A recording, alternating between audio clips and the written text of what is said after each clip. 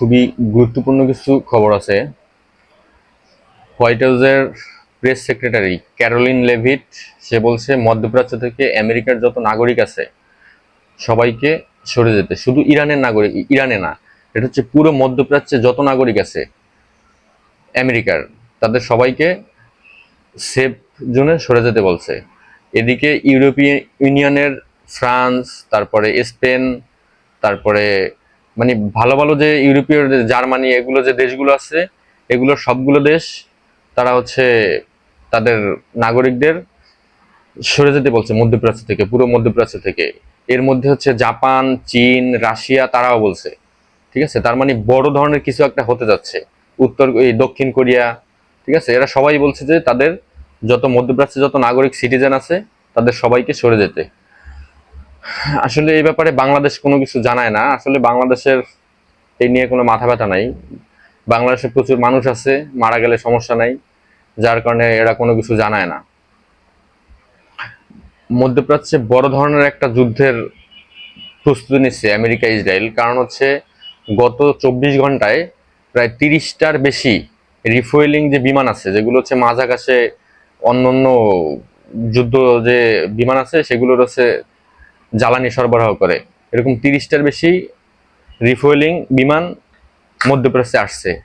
তারপরে হচ্ছে 3টা রণতরী, যে ওই যে আব্রাহাম লিঙ্কন, জেরাল্ড ফোর্ড, তারপরে জর্জ ডব্লিউ বুশ, তিনটাই এখন মধ্যপ্রাচ্যের কাছাকাছি আরব সাগরে এখানে আছে, যেগুলো এখন যে কোনো সময় হামলা অ্যাটাক করার মতো উপযোগী। তারপরে হচ্ছে আরো আগের হচ্ছে 1200 ফাইটার জেট আছে মধ্যপ্রাচ্যে, ইসরায়েল, তারপরে ইউরোপের কাছাকাছি এইসব দেশগুলো, তারপরে দিয়েগো গার্সিয়া, এইসব জায়গায় 1200-র মতো টোটাল ফাইটার জেট ছিল। এখন আরো 200 ফাইটার জেট অ্যাড করছে আমেরিকা। প্লাস হচ্ছে যে ফাইটার যে হেলিকপ্টার যেগুলো আছে, অ্যাটাক হেলিকপ্টার, এই অ্যাটাক হেলিকপ্টার গুলো অ্যাড করছে। আর এগুলো হচ্ছে আপনাদের আরেকটা খবর দিই, এটা হচ্ছে গত মানে প্রথম যেদিন যুদ্ধ শুরু হয়েছিল তার আগের দিন ফেব্রুয়ারির 27 তারিখ, তখন কিন্তু হচ্ছে এরকম সব দেশগুলো হচ্ছে তাদের সিটিজেনদের সরাই নেওয়ার কথা বলছিল, যে ইরান থেকে সবাই সরে যান, ইরান থেকে সবাই সেফ জোনে চলে যান। এরকম আজকেও সব দেশ, পুরো পৃথিবীর সব দেশগুলোই, অস্ট্রেলিয়ার মতো দেশ, তারপরে আরো অন্যান্য সব দেশ, বেশিরভাগই মানে যেগুলোর সিটিজেন তাদের একটু সিটিজেনদের মূল্যায়ন করে। বাংলাদেশ সিটিজেনদের তো মূল্যায়ন করে না, অন্যান্য দেশের সিটিজেনদের মূল্যায়ন করে। তারা হচ্ছে প্রত্যেকটা দেশই তাদের সিটিজেনদের সেফ জোনে সরে যাওয়ার কথা বলতেছে পুরো মধ্যপ্রাচ্য থেকে। তার মানে হচ্ছে বড় ধরনের কোনো একটা অ্যাটাক আজকে রাতেই হতে পারে, আজকে শুক্রবার। আর দেখা যাবে, খেয়াল করলে দেখা যায় আমেরিকা বেশিরভাগ হামলাগুলো করে হচ্ছে শুক্রবার রাতে। কারণ হচ্ছে শুক্রবার রাতে করার কারণ হচ্ছে শনিবার রবিবার 2 দিন বন্ধ থাকে, সাপ্তাহিক 2 দিন বন্ধ। যার কারণ হচ্ছে এই 2 দিনে শেয়ার মার্কেট টার্কেট এগুলো হচ্ছে সবকিছু বন্ধ থাকার কারণে তেমন কোনো একটা অর্থনৈতিকভাবে ইফেক্ট পড়ে না। এই 2 দিনে যুদ্ধ মোটামুটি আবার কন্ট্রোলে চলে আসে। আর ডোনাল্ড ট্রাম্পের আপনি দেখবেন যে ওর টুইটগুলো এমন ভাবে করে, সপ্তাহের শুরু যেদিন, সপ্তাহের শুরু হয় ওদের সোমবার দিয়ে, সোমবারে হচ্ছে ও সোম মঙ্গল বুধ এই 3 দিন টুইট করে হচ্ছে সে সবসময় শান্তি আলোচনা করবে, যুদ্ধ থাইমা যাবে, এই ধরনের টুইট করে। মঙ্গলবার একটু গরম হয়, বুধবার আরেকটু গরম হয়, আর বৃহস্পতি শুক্রবার সে পুরোপুরি গরম হয়ে যায়। ঠিক আছে, তখন সে বলবে ইরানকে শেষ করে দেবো, ধ্বংস করে দেবো, এই করবো সেই করবো।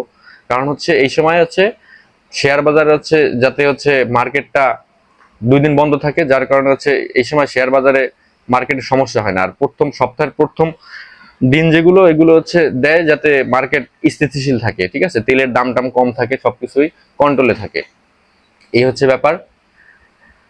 এখন বাংলাদেশি যারা প্রবাসী ভাই আছে তারা সাবধানে থাকবেন। আপনাদের জন্য তো সরকার কিছুই করলো না, কিছুই করবেও না, সেই আশা করাই বোকামি। ঠিক আছে, আপনারা সবাই সাবধানে থাকবেন। দেশের জন্য আপনাদের যে অবদান এটা স্বীকার করতে হবে। ঠিক আছে, এখন এই অবস্থায় আসলে বাংলাদেশের বাংলাদেশের মতো দেশ করণীয় কোনো কিছু নাই। তবে বড় ধরনের একটা যুদ্ধর আশঙ্কা খুব তৈরি হচ্ছে। ঠিক আছে, কারণ যেভাবে আমেরিকা ইসরায়েল তাদের অস্ত্রশস্ত্র যেগুলো সবকিছু মানে তার যত শক্তি আছে, আমেরিকা একমাত্র নিউক্লিয়ার বোমা ছাড়া আর যত ধরনের শক্তি আছে সবকিছু নিয়ে সে একবারে সবকিছু মধ্যপ্রাচ্যে আনা হয়ে গেছে। এখন শুধু হামলা করার বাকি।